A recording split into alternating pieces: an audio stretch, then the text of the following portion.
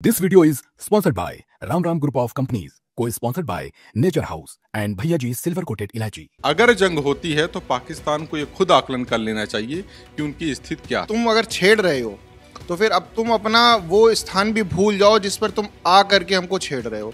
कहाँ हिंदुस्तान कहाँ पाकिस्तान, ये चीजें तो सब लोग समझ रहे हैं। एक एक युवा जोरदार हमला करेगा, ऐसा जवाब देगा कि उनकी पीढ़ियां तक भूल नहीं पाएंगी। वो कितने दिन टिकने वाले, वो खुद इस स्थिति का आकलन कर लें, उसके बाद वो जंग जैसे हालातों के बारे में बात करें। अंदर घुसेंगे और काफी अंदर तक घुसते चले जाएंगे। लाहौर वाहौर ये सब कुछ जो है लपेट लिया जाएगा। मुझे लग रहा है पाकिस्तान का नक्शा बदलने वाला है और पाकिस्तान जैसे ही खत्म होगा युद्ध समाप्त होगा। वो हर बार सोचते हैं कि जंग जीत जाएंगे, लेकिन उन्हें कौन समझाए ये हिंदुस्तान है, ताश नहीं जो हर दांव पर पलट जाए। नमस्कार, आप देख रहे हैं खबर चौक और मैं हूं अमन सिंह वत्स आपके साथ। पाकिस्तान अपनी हरकतों से बाज नहीं आ रहा है। हम लोगों ने इतना सबक सिखाने की कोशिश की, लेकिन फिर भी उसको समझ नहीं आ रहा है कि वो एकदम से अब खत्म होने की कगार पे है। आज हमारे फिर से पत्रकार साथी हमारे बीच हैं, इनसे जानेंगे कि आखिर आपको क्या लगता है कि ये जो जंग हो रही है, ये जंग पहले खत्म होगी या इससे पहले ही पाकिस्तान खत्म हो जाएगा। सबसे पहली बात यह कि तो भारत ने जंग की शुरुआत की नहीं थी। भारत ने आतंकवादी हमले का बदला लिया था और लगातार आतंकवाद पर प्रहार किया था। लेकिन पाकिस्तान जिस तरीके से सिविलियंस पर हमला कर रहा है, जिस तरीके से रिहायशी इलाकों पर लगातार हमला कर रहा है, तो मुझे लगता है, और कल एक मंत्री का बयान भी आया कि पाकिस्तान जंग में है, तो ये पाकिस्तान की तरफ से ये कहा गया कि हम जंग में हैं। भारत ने अभी तक नहीं कहा कि हम जंग में हैं। लेकिन अगर जंग होती है तो पाकिस्तान को ये खुद आकलन कर लेना चाहिए कि उनकी स्थिति क्या है, वो कितने दिन टिकने वाले, वो खुद इस स्थिति का आकलन कर लें, उसके बाद वो जंग जैसे हालातों के बारे में बात करें। क्योंकि उन्होंने उनकी जो बेहतर से बेहतर मिसाइलें हैं वो लगातार वो लॉन्च कर रहे हैं। कल भी उन्होंने फतेह लॉन्च की थी, हमने उसको हवा में ही मार गिराया, जिसका वो बहुत ढिंढोरा पीटते हैं कि ये बहुत अच्छी हमारी मिसाइल है, उसको हम हवा में मार के गिरा दे रहे हैं। एयरबेस पर उन्होंने हमले की कोशिश की, नाकाम साबित हुई, कुछ हल्का फुल्का नुकसान हुआ है, लेकिन उनके 4 एयरबेस पे जिस तरीके से भारत ने अपनी मिसाइलों के माध्यम से उनको तबाह किया है, मुझे लगता है कई दिनों तक वो इसी से नहीं उबर पाएंगे। और जंग जैसे हालातों के लिए पाकिस्तान अभी इतना कैपेबल ही नहीं है कि वो जंग कर पाए भारत से। तो मुझे ऐसा लगता है कि ये जहाँ तक जंग की बात है, पाकिस्तान को थोड़ा सा बैठ कर इत्मीनान से आकलन कर लेना चाहिए, और वरना भारी नुकसान उठाना पड़ सकता है उसे।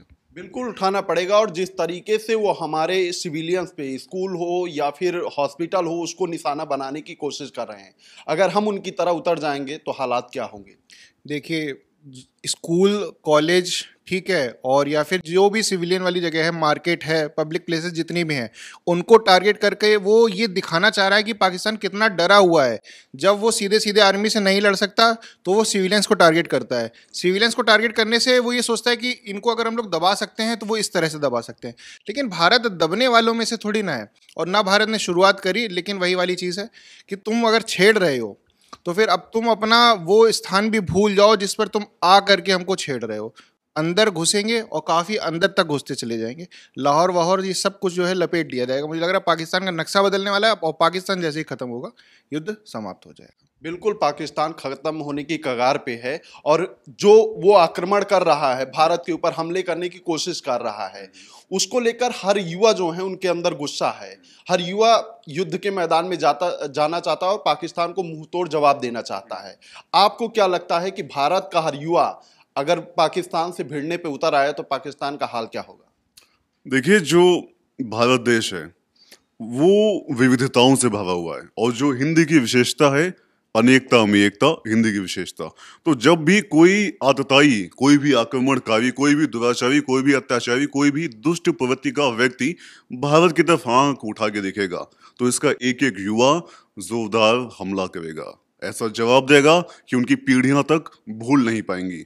तो भारत काफी सहिष्णु देश है, लेकिन यदि कोई हमारी अस्मिता पर, हमारी मर्यादा पर, हमारे सम्मान पर, हमारे महिलाओं पर कोई भी हमला करेगा, अत्याचार करेगा, कायरतापूर्ण व्यवहार करेगा, तो उसका जो जवाब है बहुत ही जोरदार दिया जाएगा, और जो हमारी सेना बखूबी दे रही है। और वही बात नागरिक की, आम सिविलियंस की।